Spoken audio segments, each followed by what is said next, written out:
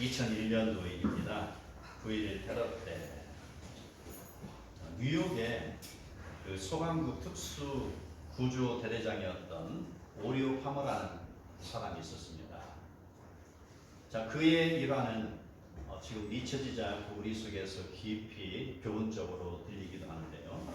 그는 이 테러 사건이 일어났을 때 바로 정전된 엘리베이터 그리고 시야를 가리는 어두운 연기 속에서 그는 계단을 오르기 시작했습니다. 자기의 직업이죠. 그리고 그 계단을 통해서 계속해서 고층으로 올라가는 건 바로 부상자들을 구하기 위함인 것이죠. 그리고 그가 도착해서 이렇게 보고합니다. 여기 부상자들이 많이 있습니다. 우리 갈 수 있는 한 돕겠습니다. 라고 주의본부에 교신을 한 내용이 기록되어 있습니다. 그리고 그가 부상자 구조에 전력을 기울이던 중 위층에 건물이 쏟아져 내리기 시작했습니다. 78층 아래 있던 갑자기 붕거드는 그 건물 잔재 속에 깔려 순직하였습니다. 그는 특별한 영웅이 아닐 수도 있습니다. 그러나 우리와 같은 평범한 자식이요, 가장입니다. 그는 자녀를 돌봐야 했고 자녀의 성장과 삶을 함께 해야 할 그런 가장이었던 것입니다. 그러나 그가 자기에게 맡겨진 사명을 다하다가 생을 마친 것. 아마 이것은 충과 효의 그런 경계선에서의 그의 아주 강한 판단이 거기에 작용했을 것입니다. 사명의 길을 끝까지 그는 걸었습니다. 오늘 본문에 주어진 바울이 디모데에게 전한 가장 강력한 메시지는 바로 사명자의 정신이라는 것입니다. 바울은 디모데에게 해도 되고 안 해도 되는 그러한 것을 말하는 것이 아니고 오늘 본문을 보면은 내가 너에게 명령하느니라고 했습니다. 명령. 그래서 바울이 감옥에서 죽음을 기다리면서 자기의 영적 아들 디모데에게 남기는 마지막 유언의 메시지가 되는 것이죠. 그렇다면 그 유언의 메시지는 그 바울이 평소에 여러 해야 될 내용들이 많이 있지만 그 중에서도 가장 귀한 것 한두 가지 묶어서 말씀하는 것이니 이 디모데에게 주는 메시지가 우리에게 다가오는 메시지가 될 수 있습니다. 4장 1절 하나님 앞과 살아있는 자와 죽은 자를 심판하실 그리스도 예수 앞에 그가 나타나실 것과 그의 나라를 두고 엄히 명하는 명령입니다. 유언은 명령입니다. 이 말씀은 우리가 사도신경에서 고백하는 부분과 상충합니다. 거기로부터 살아있는 자와 죽은 자를 심판하러 오시리라 라는 내용과 같습니다. 그리스도의 심판과 재림의 영광 그리고 하나님 나라를 근거로 한 바울의 이러한 명령은 디모데에게 엄정한 사명으로 주어진 것이죠. 그리고 이어서 바울은 디모데에게 말합니다. 때를 얻든지 바로 말씀을 전파하라 라고 했습니다.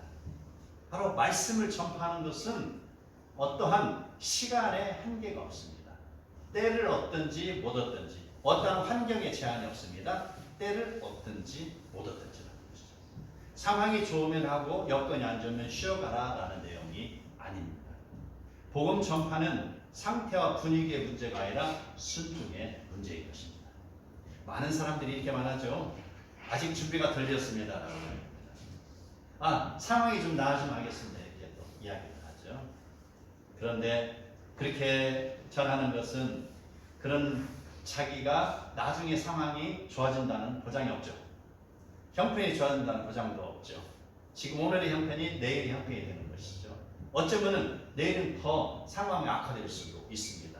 그러니까 우리 하죠. 있을 때 잘하는 거. 있을 때 잘하시기 바랍니다. 우리가 기회가 주어졌을 때 우리에게 이 환경이 주었을 때 잘하면 우리에게 더 하나님이 좋은 것을 인도하실 줄 믿습니다. 네. 말씀을 전하는 일은 기분이나 여건이나 어떤 편안함에 따라서 결정되어지는 것이 아닙니다. 하나님의 명령이기 때문에 순종하는 것입니다.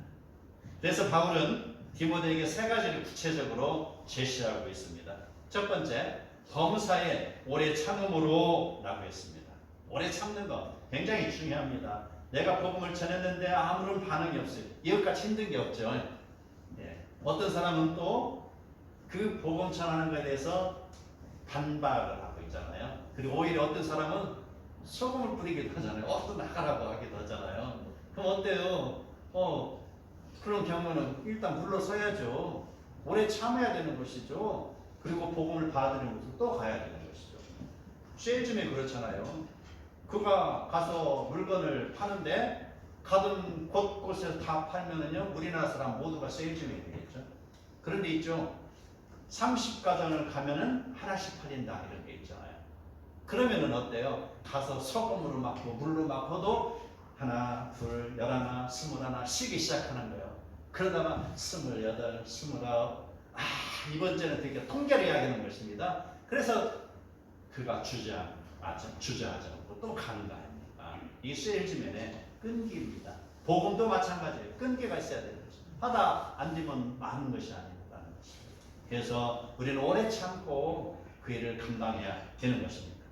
두 번째, 가르침으로 하라고 했습니다. 일방적인 선포는 위험합니다. 상대방이 받아들일 수 있는 그런 준비가 안 됐거나 그 언어를 이해할 수 있는 준비가 안 됐을 수 있습니다.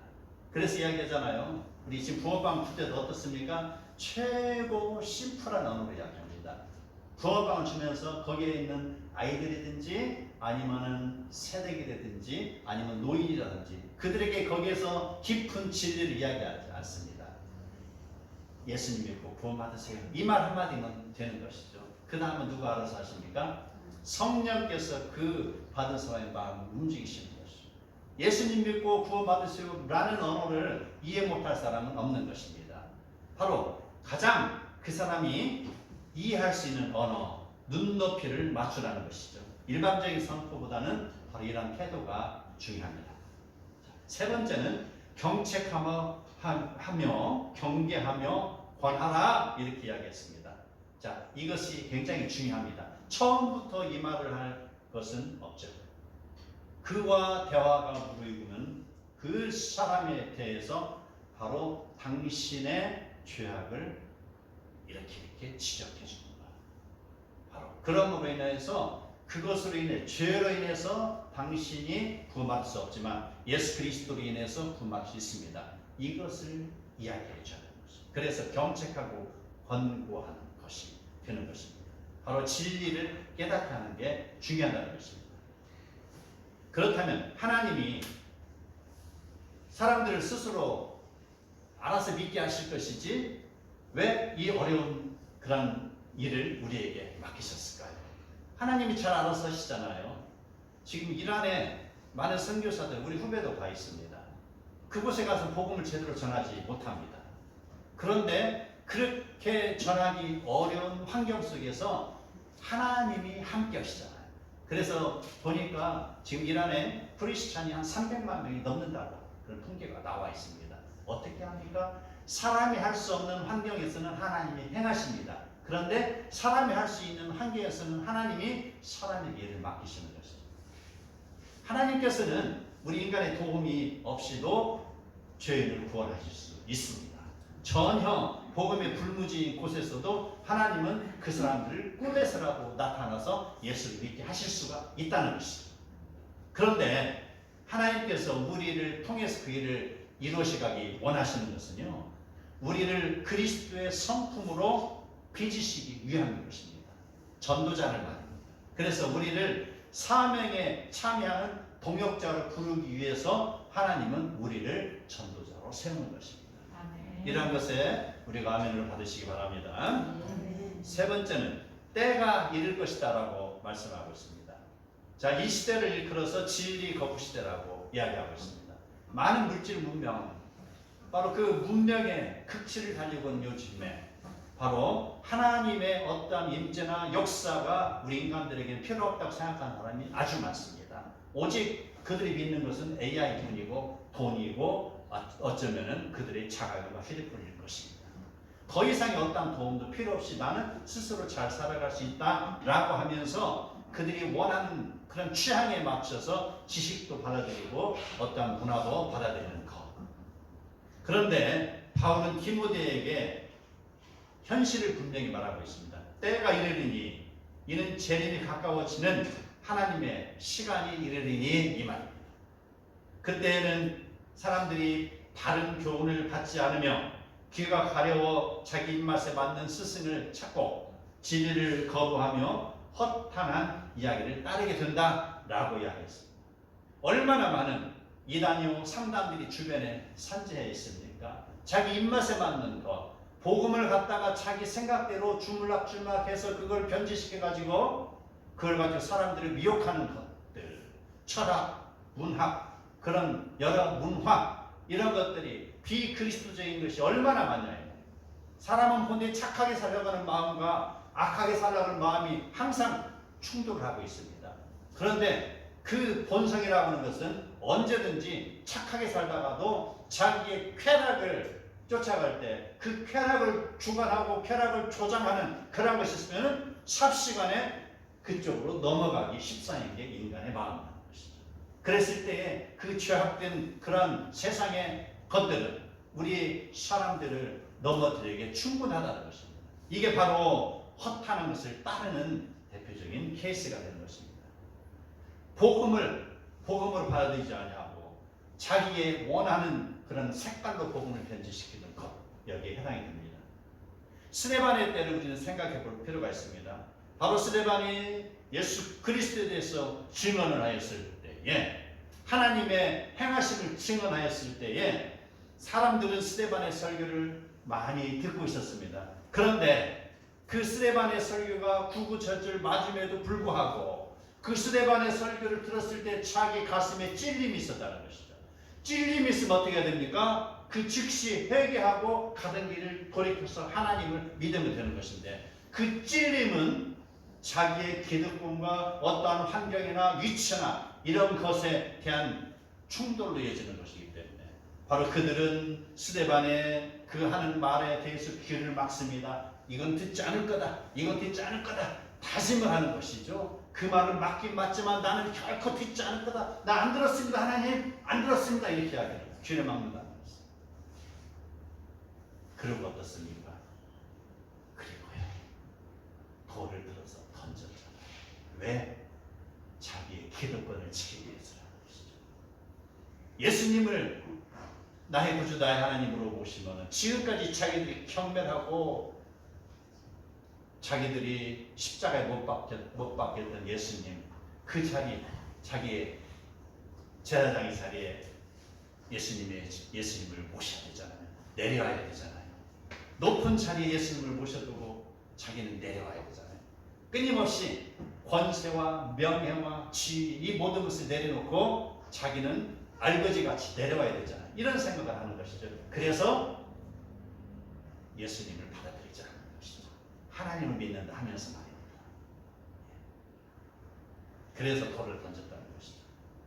진리를 거부하는 귀, 오늘의 시대도 이와 동일합니다. 자기가 믿고 싶은 대로 하나님을 믿는 모습들, 분명히 성경에서는 파란색인데 그걸 갖다가 보라색으로 믿고 그걸 갖다가 빨간색으로 받아들이는 것들, 자기가 하고 싶은 대로 하는 믿음이죠. 분명히 성경에서는 옳은 길로 가라고 했는데 걸어가다 보니 자꾸 방향이 왼쪽으로 쏠려가는 것이죠. 몸에 어느 쪽에 이상이 있으면 그렇잖아요. 몸이 한쪽에 이상이 생기면 나는 똑바로 걸어가는데 몸이 계속해서 한쪽으로 쏠리잖아요. 그와 마찬가지죠. 나의 신앙에 양심에 이상이 생기면은, 어느 나의 그런 폐 기능에 이상이 생기면은 한쪽으로 쏠려가는 것이죠. 신앙비리와 마찬가지입니다. 자기가 믿고 싶은 대로 믿는 것. 그래서 우리는 사명자의 그러한 모습들은 바로 어떠한가에 대해서 보도록 하겠습니다. 너는 모든 일에 신중하며 고난을 받으며 전도자의 일을 하며 네 직무를 다하라고 하고 있습니다. 자, 신중하라는 거, 침착하고 분별력을 잃지 말하는 것입니다. 고난을 받으라, 이것은요, 경건하게 살고자 하는 자는 반드시 고난이 있는 줄을 우리는 생각하시기 바랍니다. 고난이 없다면은 뭐 누구나 다 이 신앙생활을 하는데 즐겁게 하겠죠. 그러나 그 즐거움은 오래가지 못하고 변질로 변결될 수가 있습니다. 그러나 그 고난이 있는 곳에는 바로 나의 신앙이 좀 더 성숙해지는 것이죠. 그 고난을 통해서라는 것이죠. 그래서 우리 1대1에서 나오잖아요. 테스트가 있는 것이죠. 템테이션과 테스트가 있잖아요. 마귀는 성도를 무너뜨리기 위해서 유혹하는 것, 그래서 지옥으로 보내는 목적이고, 하나님은 어떻습니까? 성도들을 크게 쓰시기 위해서 테스트하는 것이죠. 그래서 성도에게 고난을 주고 그 스스로가 바로 힘있게 일어날 수 있는 자생력의 신앙을 주는 것이죠. 그래서 어떤 태풍이 불어도 흔들리지 않는 그런 성숙한 신앙으로 키우는 것입니다. 이게 바로 고난을 받으라는 것입니다. 또 전도자의 일을 하라고 했습니다.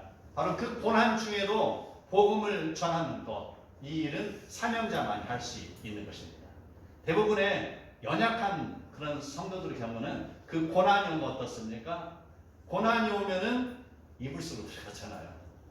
쉽게 피하려고 하잖아요. 꿩이 어떻습니까? 계속해서 개에 쫓깁니다. 그래서 눈 속으로 갑니다. 딱 가다가 어떻게 해요? 눈 속에 고기만 푹 집어넣잖아요. 그러면 이제 나는 살았어 하는 것 같죠.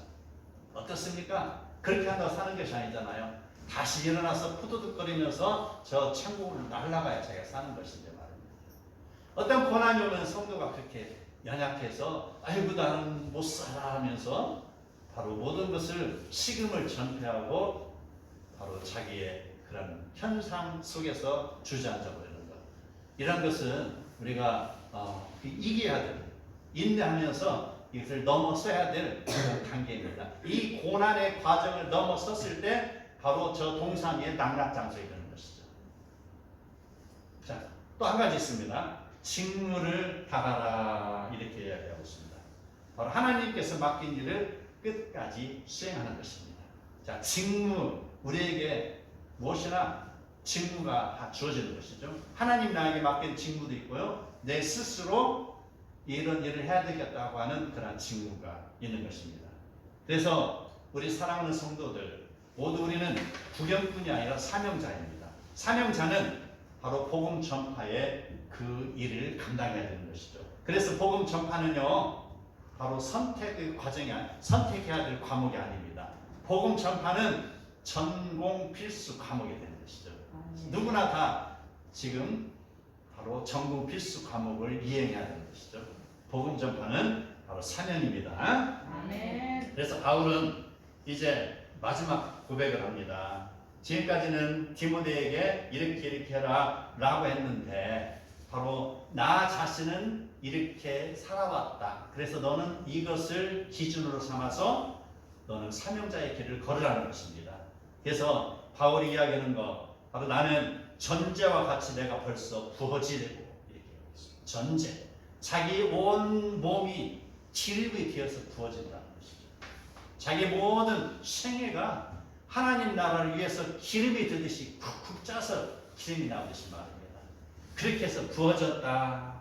자신의 생명이 재물처럼 하나님께 드려졌다는 것입니다. 그리고 그는 이렇게 고백을 합니다. 선한 싸움 다 싸우고 나의 달려갈 길을 마치고 믿음을 지켰으니 라는 것이죠. 바울이 이러한 삶을 살아보지 않고서는 디모데에게 그 일을 권할 수 없죠. 그렇죠? 지금 자식의 교사는 부모인 것이죠. 자식 농사 잘 지을 때 어떻게 해야 되죠? 자식한테 너는 이렇게 해라라고 말하지만 그의 엄마 아빠인 걔는 어떻습니까? 너는 똑바로 걸으라고 하면서 그 걔는 어때요? 자꾸 옆걸음질 치잖아요. 그럼 교육이 안 되잖아요. 가장 훌륭한 교사는 부모예요. 부모가 모범이 돼야 되는 것이죠. 부모가 바로 선한 싸움 싸우고 달려갈 길을 마치고 믿음을 지켰을 때 똑같이 부모와 같은 제2의 분신이 나오는 게 그게 자녀라는 것이죠. 어떻게 부모가 이렇게 삶을 살지 않고 자녀가 나오는 건 불가능한 것이죠. 바로 이런 바울의 자기 고백, 자기의 지나온 일을 회상하는 것, 바로 디모데에게 주어지고 너는 이 길을 걸어가라라고 당당하게 명령할 수 있는 것이죠. 그랬을 때 우리는 무조건 이렇게 걸어가라고만 하면 안 되죠. 이렇게 걸어가라고 했을 때 그 다음에 무엇이 있다 이걸 보여줘야 되죠. 우리 아이들 교육할 때도 마찬가지잖아요. 너 이렇게 착한 일을 해? 그러면 내가 너희에게 바로 달란트 하나 줄 거야. 바로 이거예요. 바로 똑같이 우리에게 적용이 되는 것입니다. 아무런 상급이 없이 이런 일을 한다면 누가 감히 자기 인생을 전제와 같이 부으면서 그 일을 하겠냐 이 말입니다. 분명히 하나님의 일은 하나님이 부어주십니다. 하나님의 일은 공짜가 없어요. 느껴보시기 바랍니다. 하나님께서 내가 어떠한 일을 할 때 바로 그 일을 통해서 하나님 보고 계십니다. 그래서 그 일을 통해서 바로 거기에서 싹이 나고 줄기가 나고 열매를 맺게 할 수도 있지만 때로는 그 심은 그 씨앗을 통해서 전혀 다른 곳에서 하나님이 보상을 또 해주시는 것도 있어요. 공짜가 없습니다. 하나님 일은. 하나님께서는 우리를 돌보시고 채워주시는 것이죠. 내가 하나님의 영광을 위해서 어떠한 복음 전하는 일이든지 어떠한 희생된 일이든지 누구를 돌보는 일이라든지 선행이라든지 하나님의 일을 위해서라는 것이죠.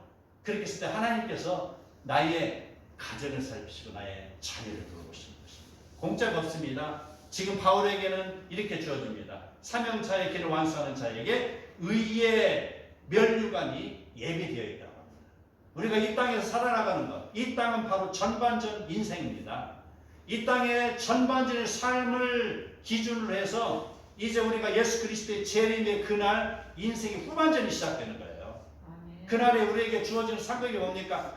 금으로나 음으로나 어떤 보석으로 된 집을 고린도서는 이야기하고 있잖아요. 상급에 관한 이야기인 것입니다. 우리가 믿음 하는데 그 믿음이라는 것이 굉장히 중요합니다. 예수 그리스도를 믿는 거 굉장히 중요합니다. 기본입니다. 그런데 그 믿음은 바로 실천으로 믿음의 존재가 결정시해지는 것입니다. 그래서 요한복음을 보세요. 90번 정도의 믿음이라는 것이 나오는데 그 중에 단순하게 믿음 설명하는 것만 명사형으로 됐고요. 나머지 90% 이상이 다 동사형으로 됐습니다. 그래서 믿음이라는 믿음, 거기에 대해서 믿음을 실천하는 믿음으로 이야기합니다. 그래서 믿음은 명사와 동사라는 것이죠. 바로 이러한 삶을 살았을 때에 사명자의 길을 완수하는 것입니다. 그런 자에게 바로 의의 면류관이 주어지는 것입니다. 아멘. 아멘.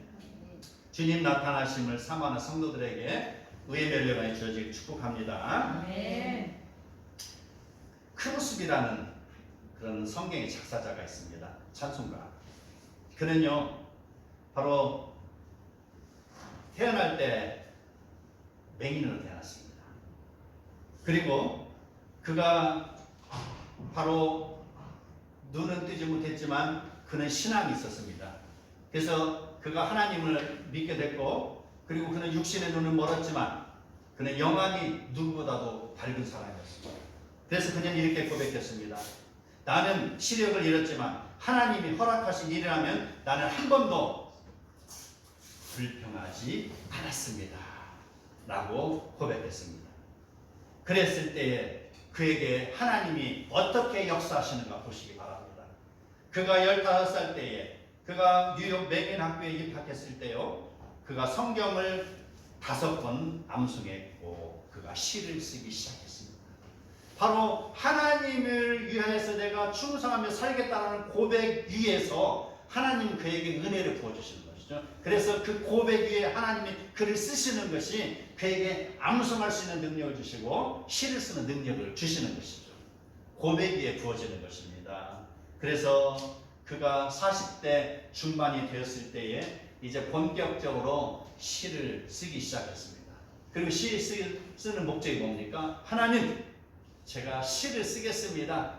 찬송시를 쓰겠습니다라는 고백이 나는 것이죠. 시가 많죠. 쾌락적인 시도 있고 어떤 에로스적인 시도 있고 많이 있잖아요. 그런 너줄너줄한 시가 아니에요. 그 모든 시 중에서 최고의 시를 이 사람은 쓰는 것입니다. 바로 내가 이 시를 써서 하나님 영광이 되는 그런 시를 쓰겠다는 것이죠. 그랬을 때 하나님께서는 그에게 성령이 충만함으로 인도하시는 것이죠. 그렇게 해서 그가요 바로 40대부터 시를 쓰기 시작했습니다. 그리고 그가 찬송시를 썼는데 한 9,000편 정도의 찬송시를 쓴 거예요. 9,000편 정도면 몇 년이에요? 1년이 365일이니까 10년 하면은 3,000편. 그러면은 어때요? 9,000편을 하면은 30년을 해야 돼요. 3, 3은 9잖아요. 하루에 한 편씩 쓰면 말입니다. 근데 한번 시 써본 사람 아시죠? 시 한 편 쓰는데 어떤 때는 몇 달 걸리잖아요. 그렇죠? 어떤 때는 며칠 걸리기도 하고 쉽지 않습니다. 그런데 그것이 성령께서 내 가슴속에서 용수전 치고 성령의 은혜를 주면은요 하루에 한 편씩도 나오고 어떤 때는 하루에 서너 편도 나옵니다. 그리고 어떤 때 며칠에 한 편도 나오는 것이죠. 9,000편을 썼다는 거예요. 9,000편. 세상에 눈뜬 사람도 많잖아요. 그 천지 만물을 눈으로 보면서 써야 될 시가 얼마나 많습니까? 그러나 눈먼 크로스비는 어떻습니까? 그 세상을 바라보지 못했지만 영안으로 세상을 바라보는 것이죠. 하나님의 나라를 바라보는 것입니다. 그리고 그가 시를 쓰는 것이죠.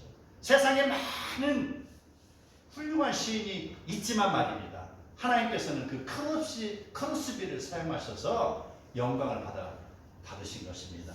그래서 찬송가 바로 384장에 나의 갈 길 다가도록 예수 인도하시네. 그리고 또 있어요. 예수로 나의 구주 삼고 그것도 크로스비입니다. 그 다음에 나의 기쁨 나의 소망 되시 이것도 크로스비에 썼어요. 너 예수께 조용히 나가 이것도 크로스비였습니다. 지금까지 우리에게까지 이렇게 전해지고 있잖아요. 하나님이 쓰시겠다면 쓰시는 것이죠. 비록 작고 눈먼 자였지만 그가 고백했을 때에 내가 하나님께서 원하신 일이라면 노하지 않고 100% 예스 하고 나갈 때 하나님은 그를 기뻐 사용하시는 것이죠. 그 많은 사람들 중에 크로스비를 통하여서 하나님이 영광을 받으신다는 것입니다. 아멘. 그녀는 앞을 보지 못했어요.